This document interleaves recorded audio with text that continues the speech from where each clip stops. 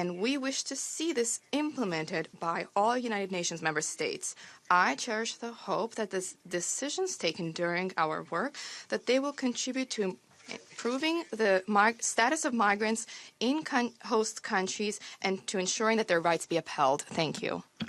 Voilà, vous regardez le ministre des Affaires étrangères de la République d'Haïti, M. Pierre Odelian, sur la tribune des Nations Unies. Il a adressé l'assistance et certainement il a parlé du problème migratoire. Il est avec nous comme invité.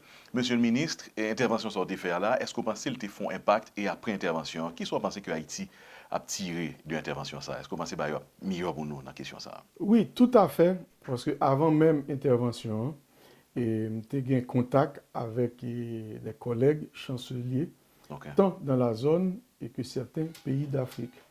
Le plaidoyer de la République d'Haïti a été pour les 244 millions d'immigrés qu'on retrouve dans le monde actuellement. Et des pays comme le nôtre, les PMA, nous avons des difficultés. Par exemple, là, nous avons fait au niveau économique aussi. Mon cher, en Haïti, depuis 2004-2005, nous avons été classés comme PPTE, petit pays pauvre très endetté. Donc là, cette procédure consiste à éliminer la dette du pays. Et une fois la dette éliminée, mon cher, ou pas de droit prêter comme. C'est de dons qu'on peut vivre. Et comme vous savez, avec les dons, on ne peut pas faire le monde. Tout à fait. En dépit de l'administration vraiment difficile, on a pu le faire. L'ancien gouvernement a eu la possibilité de travailler avec les fonds de Petro-Caribé où des investissements ont été faits au pays. Mais comme vous savez, avec la chute du pétrole, là maintenant, le pays a rencontré beaucoup de difficultés. Sans argent, sans investissement, et nous autres, en ce qui nous concerne, au niveau du gouvernement dont je fais partie, on n'a eu aucune assistance de l'extérieur. Là maintenant, et le ministre des Finances, en accord avec le gouvernement, le Premier ministre, le Conseil des ministres, le Président de la République, on a opté pour la question de cash management.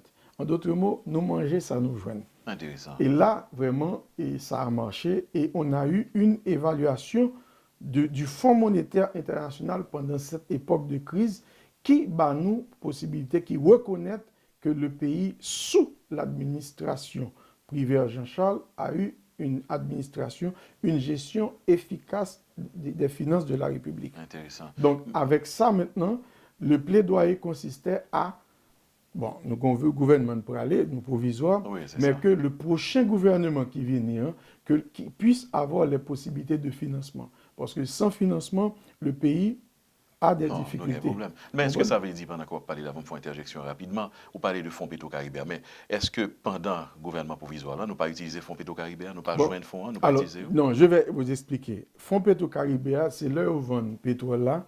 Il y a une partie qui est utilisée pour des projets d'investissement. Mais malheureusement, c'est-à-dire qu'en Haïti, le pétrole et l'essence vendue aux pompes est subventionné. La République subventionne. Non. C'est-à-dire que si pour nous prendre comme d'autres pays de la zone, comme la Jamaïque, comme la République dominicaine, comme Nassau Bahamas, c'est-à-dire que le prix sur le marché, nous autres, notre pétrole est vendu entre 35 et 40 gouttes moins cher. Nous-mêmes encore nous subventionnés. Subventionnel pour accès. Quand on a voulu, avec les difficultés, faire la balance, on te connaît, tu as une grève, des menacés, déclenchés, tout ça, parce que là, c'est-à-dire que son gestion qui vient faite au quotidien de la population sans ne pas voir la réalité auquel le pays confronte. Donc là, maintenant, nous sommes venus dans la crise ça, et au niveau de cette crise, la manne de Petro-Caribé est en tarie. Et là, maintenant, on a eu des difficultés même au niveau du budget de la République. Est-ce qu'on peut donner un chiffre à cette aide de Petro-Caribé? Qui ont chiffré? Bon, c'est-à-dire que les dernières années, c'est estimé à plus de $1 milliard. Parce que comment ça fonctionne, les Obaï Gaza ont parti au pays cash et qui ont parti en principe qui était et pour des projets d'investissement, mais ce n'est pas un don, c'est une dette, qui est remboursée à long terme. Et c'est par exemple quand vous avez certaines dépenses faites à l'extérieur, c'est au niveau de la gestion du trésor public, on s'est rendu compte qu'il y avait eu beaucoup d'anomalies.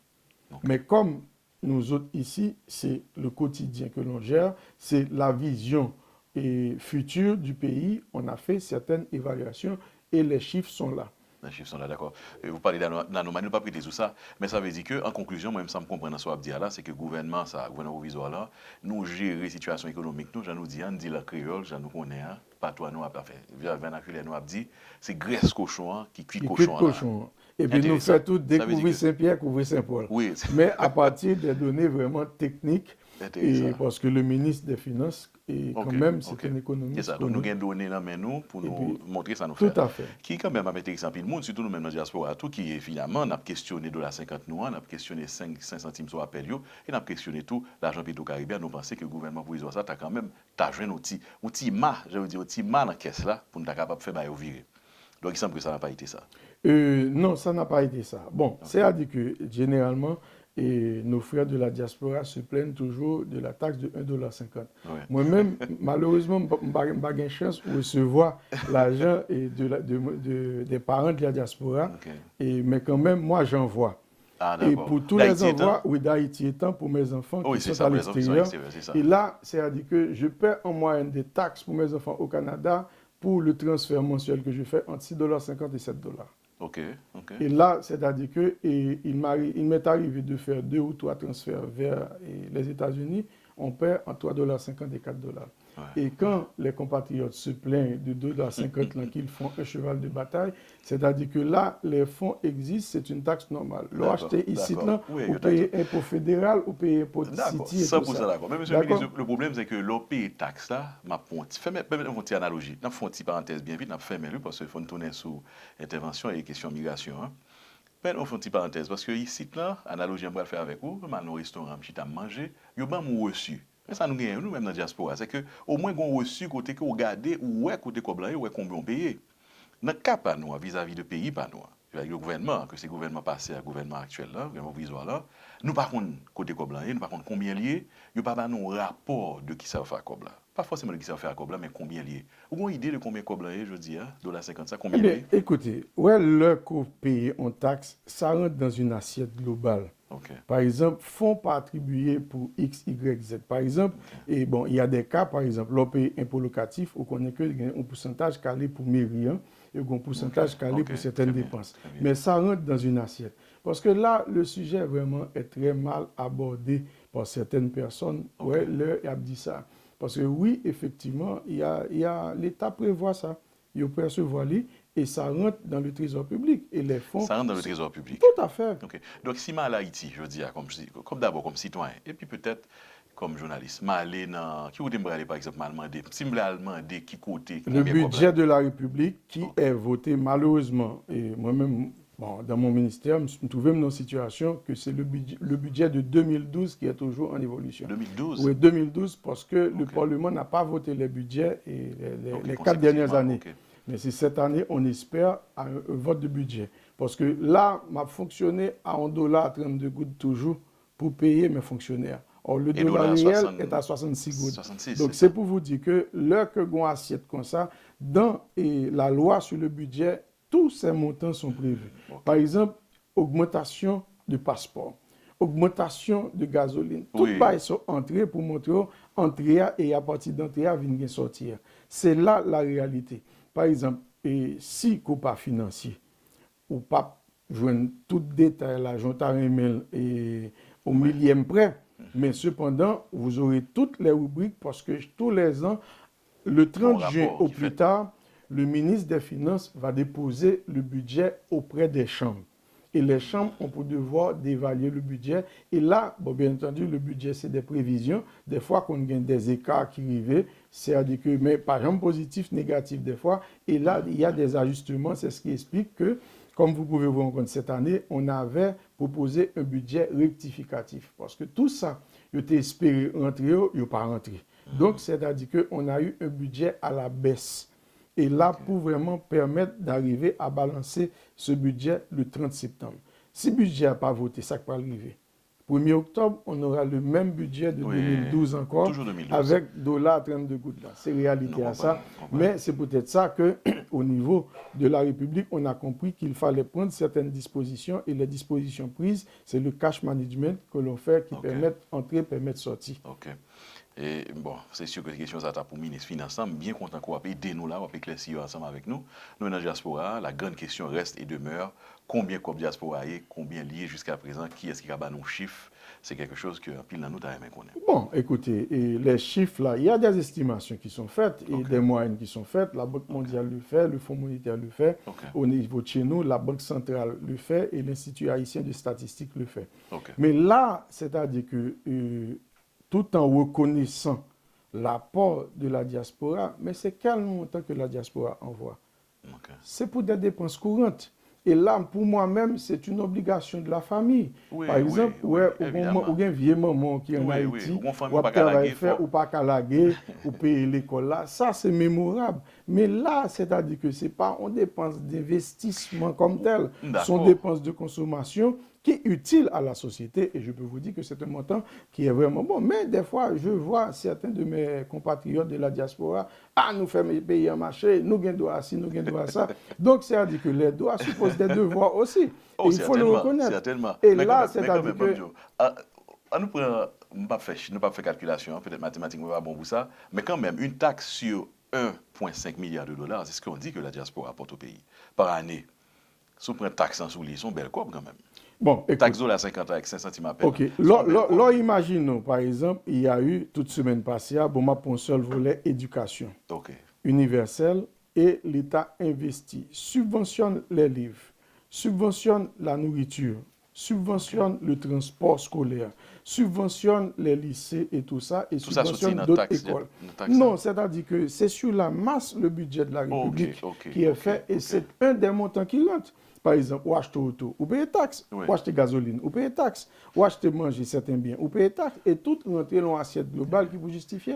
Mais très souvent, les a fait analyse ça, c'est-à-dire que nous reconnaissons l'apport de la diaspora, c'est-à-dire à l'économie haïtienne, mais cependant, c'est la façon dont c'est interprété. Vous savez, l'émotion qui nous anime, les Haïtiens, toute bagaille faite à partir de l'émotion, et des fois, la logique qui est logique ailleurs n'est pas logique chez nous. Bon, nous ne pas prétourner ça en rendant un hommage particulier à nos frères. Ils doivent penser et qu'ils ont des frères et sœurs en Haïti. Il faut qu'ils aident, et certains même, les gains car en Haïti, ils payent impôt locatif, ils payent impôt sur le revenu. Tout ça, c'est une merveille pour tout le monde. Oui, je pense que il n'y a pas de problème faire, il n'y a pas de problème payer plus. Alors, le vrai problème qui fait que la émotion là-dedans, son débat que lié, c'est parce que jusqu'à présent, monsieur le ministre, moi personnellement, moi là-dedans tout, personne ne va dire nous combien de taxes là.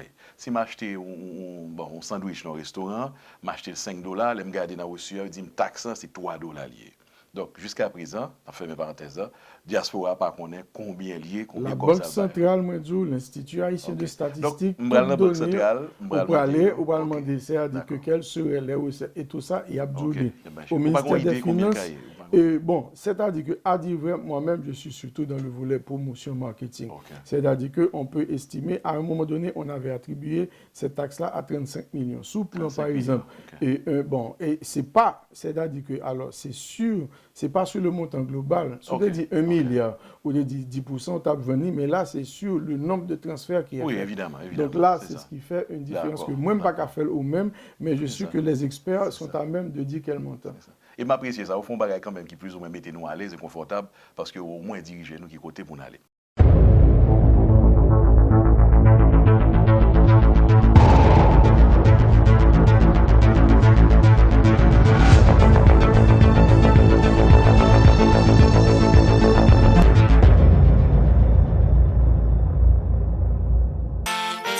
La parfumerie de Barbara a exactement tout ce qu'il faut pour vous, mesdames, et vous aussi, messieurs, lorsqu'il s'agit de cadeaux et de senteurs exotiques de parfums en provenance de Paris et de la ville de Grasse. À la parfumerie de Barbara, vous trouverez des parfums de grand nom et de renommée internationale pour hommes, femmes et bébés. Oui, parfum pour bébés. Senti bon coûter cher, c'est vrai, mais avec la parfumerie de Barbara, senti bon au rabais. C'est comme ça, soit acheter un parfum, il y aurait tiré $10 sous vous, soit acheter 2 parfums même, il y aurait tiré $25. Dans la parfumerie de Barbara, on a besoin de meilleurs produits de beauté, parfums qui sortent directement directement dans le pays, la France.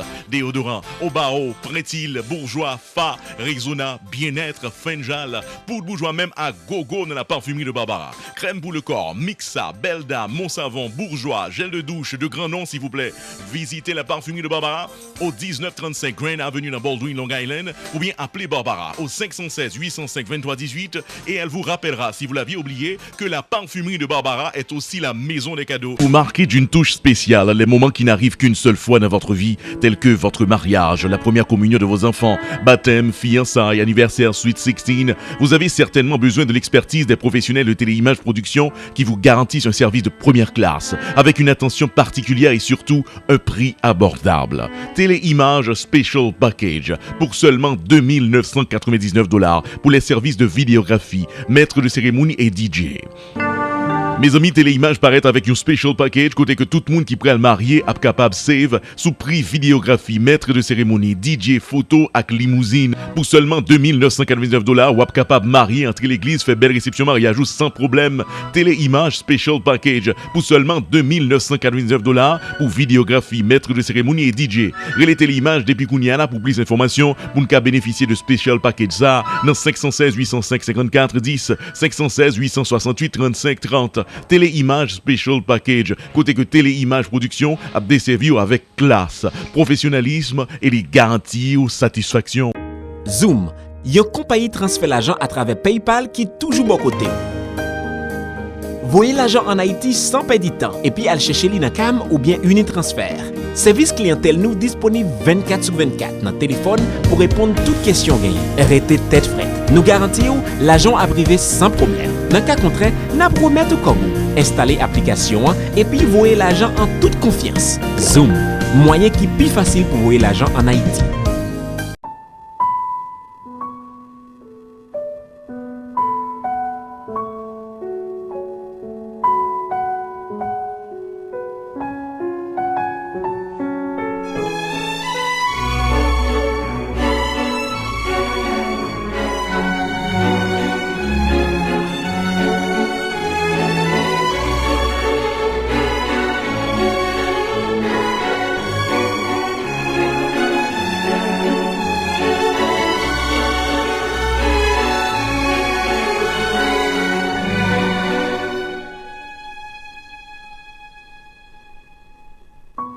Baiser volé, le nouveau parfum Cartier.